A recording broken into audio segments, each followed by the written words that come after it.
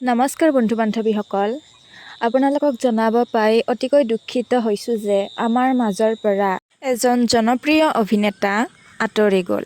হয় বন্ধু বান্ধৱীসকল, ৰং চেনেলত প্ৰচাৰিত হোৱা ধাৰাবাহিক বৰলা কাইত অভিনয় কৰা কেৰপা নামেৰে অভিনয় কৰি সকলোৰে মনত স্থান লাভ কৰা কবীন্দ্ৰ দাস আৰু নাই। তেওঁ পুৱা 6 বজাত বৰপেটা কেঞ্চাৰ মেডিকেলত তেওঁ শেষ নিশ্বাস ত্যাগ কৰে।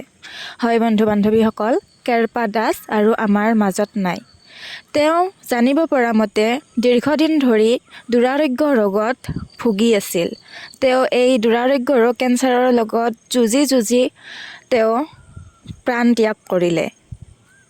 তেওঁ মাত্ৰ 50 বছৰ বয়সতে আমাৰ মাজৰ পৰা চিৰবিদায় ল'লে। হয় বন্ধু বান্ধৱীসকল, বৰপেটা সত্ৰৰ অন্তৰ্গত পাটবাউসীৰ জন্মগত কেৰপা অৰ্থাৎ কবীন্দ্ৰ দাসে অকল চলচ্চিত্ৰ জগততেই নহয়, তেওঁ আৰু বিভিন্ন সাংস্কৃতিক অনুষ্ঠানৰ লগতো জড়িত আছিল।